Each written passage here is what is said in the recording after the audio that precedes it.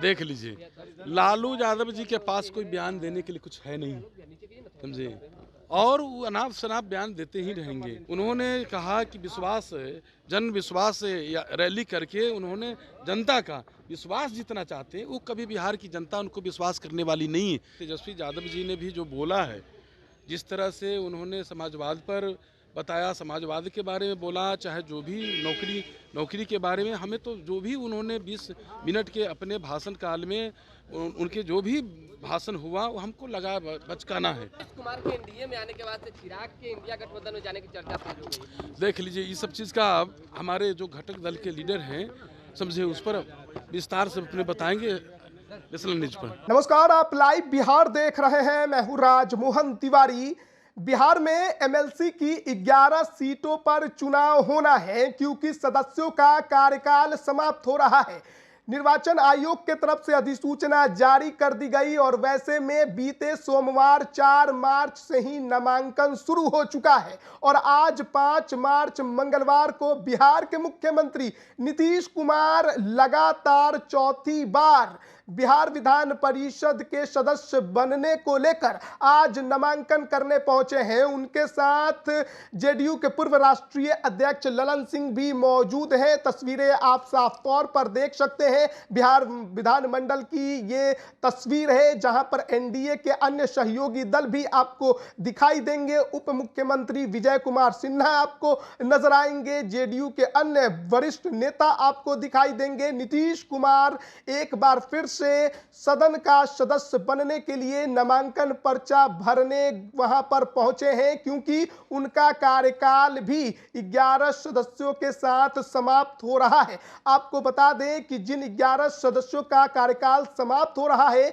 उसमें जेडीयू कोटे के 4 सदस्य हैं, नीतीश कुमार, खालिद अनवर, रामेश्वर महतो और संजय झा। संजय झा को नीतीश कुमार ने पहले ही राज्यसभा भेज दिया है और जिस प्रकार से विधानसभा में उनके विधायकों का आंकड़ा है उस लिहाज से इस बार महज 2 ही सदस्यों को बिहार विधान परिषद में जदयू भेज पाएगी और वैसी परिस्थिति में रामेश्वर महतो का टिकट नीतीश कुमार ने काट दिया है।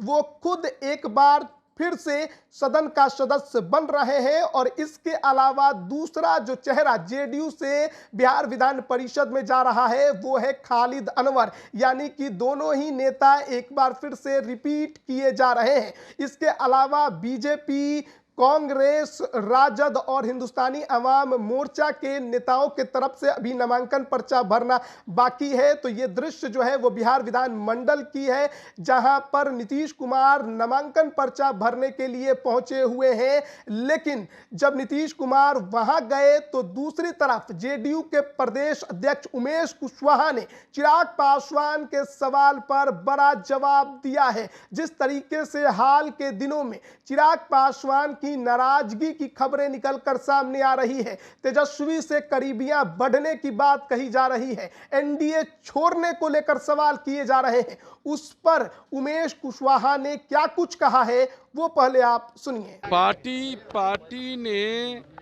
पार्टी के सर्वमान्य नेता, पार्टी के राष्ट्रीय अध्यक्ष, बिहार के यशस्वी मुख्यमंत्री श्री नीतीश कुमार जी को और पार्टी के नेता मोहम्मद खालिद अनवर जी को विधान परिषद का उम्मीदवार तय किया है, अधिकृत किया है और मैं उनको ढेर सारी इस अवसर पर शुभकामना व्यक्त करता हूं, बहुत बहुत उन्हें बधाई देता हूं। अब जस्ट वो हमारे दोनों नेता नामांकन पत्र दाखिल खारिज करेंगे, उसके बाद मैं ब्रीफ कर दूंगा। सवाल खड़ा कर रहा है कि जिस तरीके से लालू यादव ने कहा कि मोदी हिंदू नहीं है, उसको लेकर कैसे देखते हैं? देख लीजिए, लालू यादव जी के पास कोई बयान देने के लिए कुछ है नहीं, समझे, और वो अनाप शनाप बयान देते ही रहेंगे। उनको मालूम है कि अभी जो है उन्होंने तेजस्वी यादव जी ने भी जो बोला है, जिस तरह से उन्होंने समाजवाद पर बताया, समाजवाद के बारे में बोला, चाहे जो भी नौकरी के बारे में, हमें तो जो भी उन्होंने 20 मिनट के अपने भाषण काल में उनके जो भी भाषण हुआ वो हमको लगा बचकाना है। उन्होंने कहा कि विश्वास, जन विश्वास या रैली करके उन्होंने जनता का विश्वास जीतना चाहते हैं। वो कभी बिहार की जनता उनको विश्वास करने वाली नहीं है। बिहार में विश्वास के प्रतीक हमारे नेता माननीय मुख्यमंत्री नीतीश कुमार जी हैं।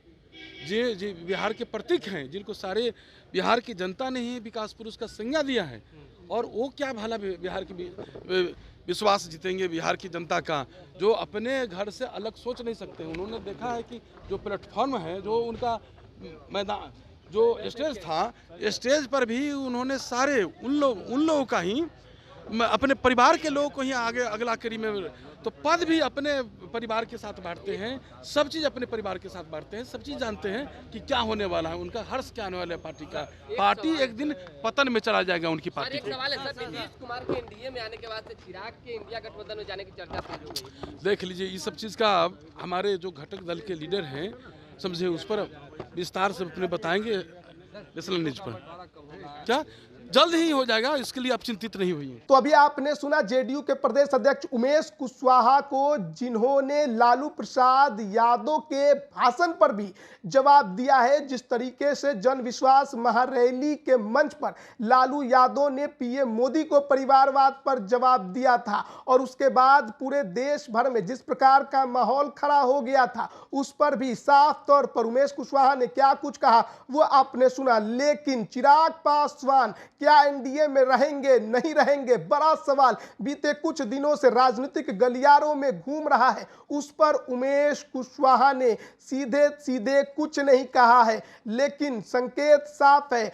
उन्होंने कह दिया बड़े नेता डिसीजन लेंगे। सीटों के फैसले को लेकर भी कहा है कि बंटवारा जल्द हो जाएगा, ज्यादा कुछ सोचने की जरूरत नहीं है। लेकिन चिराग पासवान ने जिस प्रकार से हाल के दिनों में चुप्पी साधी है, उसके बाद कई सवाल खड़े हो रहे हैं, और नीतीश कुमार से नाराजगी की खबरें लगातार आती रही हैं। दोनों ही नेताओं के बीच की अदावत तो जगजाहिर है। वैसे में अभी अभी जिस प्रकार से उमेश कुशवाहा ने कहा है, अब उसके क्या मायने निकाले जाए, क्या आगे एनडीए में होगा, ये तो वक्त बताएगा। लेकिन फिलहाल चिराग पासवान को लेकर एनडीए में संशय बरकरार है। बन रहिए लाइव बिहार के साथ। आप सभी का बहुत बहुत धन्यवाद। लाइव बिहार यूट्यूब पर सब्सक्राइब और फेसबुक पर लाइक जरूर करें।